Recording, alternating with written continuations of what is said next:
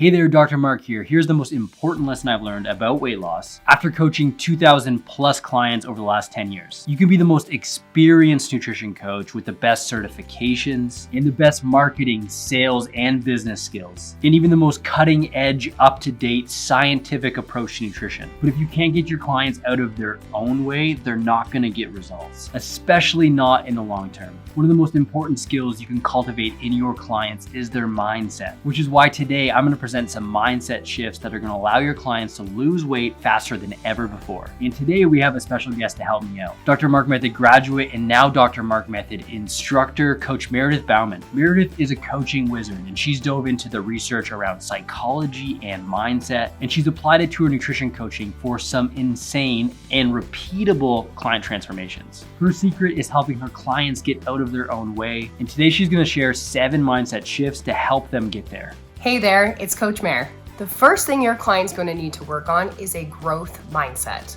But what does it mean to have a growth mindset? Let's take a quick look at the characteristics between a growth mindset and a fixed mindset. Someone with a fixed mindset avoids challenges. They believe their attributes and abilities are innate, it's just a part of who they are. They think that failure is proof of unintelligence, may give up easily, and are threatened by the success of others. You may even hear them ask the question, why should I even bother? On the other hand, you can spot a growth mindset as somebody is willing to embrace challenges. They believe their abilities and attributes can be improved, changed, or developed. They view failure as a chance to grow, and that effort leads to success. They are inspired by the success of others, and you may even hear them say things like, I want to keep improving. Keep in mind that people can have a growth mindset in one area and a fixed mindset in others. The first step to creating a growth mindset and change, specifically behavior change, starts with awareness. If a client is struggling with adherence, start with bringing awareness to the situation before you change the plan. Remember that discomfort leads to growth. What I mean by this, it's not super comfortable to talk about where things went wrong.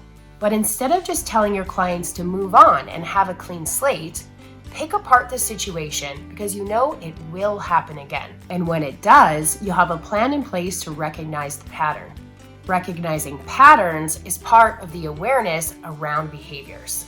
If a client is struggling with a specific adherence issue, such as overeating, not getting in their workouts, or staying up too late, how can you help your client to bring more awareness to the problem before you automatically work on changing the plan? Try asking them these questions. What do you think is holding you back? Or what do you believe are your biggest barriers? Or you could try, is there anything you can do right now to set yourself up to be more successful? If you're a coach in the nutrition or fitness space, you've likely worked with a client who's had an all or nothing mentality, also known as dichotomous thinking. This is a tendency to think in terms of binary oppositions like good or bad, black or white, healthy or unhealthy. This can be regarded as a form of cognitive rigidity, reflecting a lazier style of thinking. But why do we think this way? As humans, we want to make sense of things. We're trying to categorize and keep things simple and clear. All or nothing thinking provides us with rules and guidelines, and those take less effort.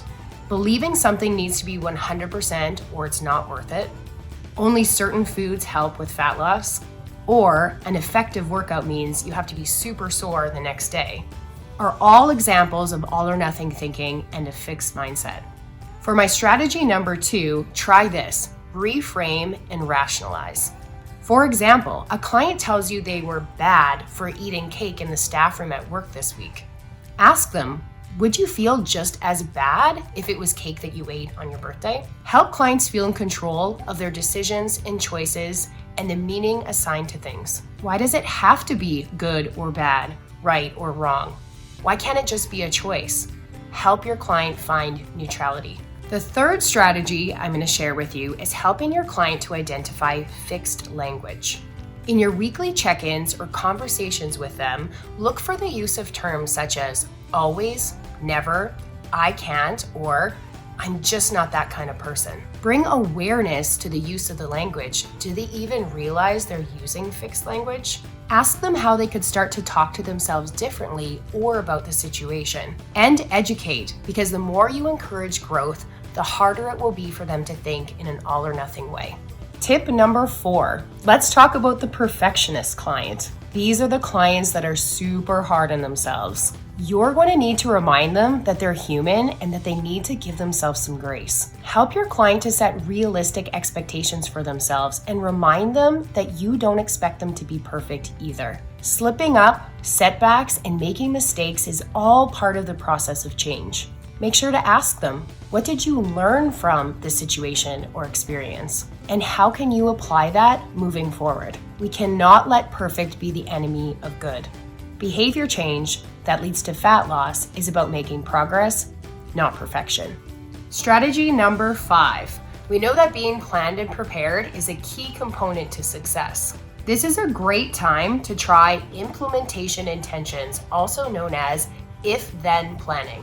This helps to connect a future situation with a specific behavior, and it leads to less cognitive effort and more automatic behavior from your client. Specifically, the when, where, and how of an intended behavior makes achieving the goal more likely to happen. Get your clients to try this for an upcoming social event where they want to stay on plan. Think about foreseeable challenges and roadblocks that you might face and plan in advance what you will do or say to stay connected to your goals. For example, get your client to write out 3 if-then plans. For each one, have them write out this sentence. If this blank happens, then I will do blank that. Try to think about all the possible scenarios and how you would navigate. I do have a free training on this, and if you want a copy, comment mindset somewhere in the video thread and we'll make sure we get it over to you. Strategy number 6 is all about willpower and self-control. Have you ever had a client say, I just can't do it, my willpower sucks, or I wish I had better self-control? Maybe you've even heard them compare their self-control to somebody else. 75% of people think that lack of self-control and willpower is the reason they can't stick to their health and fitness goals. But updated research tells us that it's less about depletion and more about mindset and environment. If you believe that your willpower and self-control will be depleted, that you only have so much of it, then it will be. But if you believe you have unlimited amounts, that's more likely to be true. It's more about how you think about self-control than actual willpower itself. People who rank themselves as being good at self-control actually have to use it less, versus people who think they're bad at self-control actually have to tap into it more. So the strategy here is to get your clients to understand that they need to adopt a mindset of unlimited willpower and help them set up their lives and environments better so that they don't have to tap into their willpower and self-control as much. The 7th and final mindset strategy I'm going to share with you today ties into motivation. I don't know how many times I've had a potential client fill out an intake form and confess to me that they lack motivation to exercise, eat healthy, or change their behaviors. Make sure to highlight in your response to them that you already know they have some motivation inside because they took the time and energy to actually fill out a form for you. One simple thing that always drives motivation is taking action. The other strategy that can help with increasing your client's motivation is to make sure you're celebrating all of their wins with them, even the small ones. Lots of times this can look like wins that your clients don't even consider wins themselves. When a client has a really big goal, it can feel overwhelming and really far away. So break that up into smaller goals that feel more manageable and collect some wins as you work towards the bigger goal. Make sure to point out some things to your clients that they're already doing that's creating change and allowing them to make progress. Make sure that your client is aware that these are things to celebrate. These small wins raise your client's perceived ability that they can succeed. When they take action on smaller goals and collect wins, this feeds into their momentum and helps increase their motivation to continue. As their coach, make sure you shine a light on all the bright spots of their check-ins and give your clients opportunities to reflect so that they can find their own small wins along the way. I hope you found some benefits in the strategies and tips I shared with you today, and you're able to practically apply them when working with your clients. Back to you, Mark. There's nothing more powerful than uncovering that one thing that's going to help your client blast through a plateau or a self-imposed limitation. The key is mindset, and I'm sure this video helped you with the strategies to make that happen. Thanks for sharing what you know, Coach Mayor. But as great as all these tips are, if you're really serious about starting a nutrition coaching business, the next thing I'll have you do is check out this video I've linked up right here. If you're like many nutrition coaches and you just got your nutrition certification and you're not sure what to do next, what to apply, you're gonna wanna check out this video right here. I'm gonna show you exactly what to do next and how to turn this into a business. So check it out and I'll see you in the next video.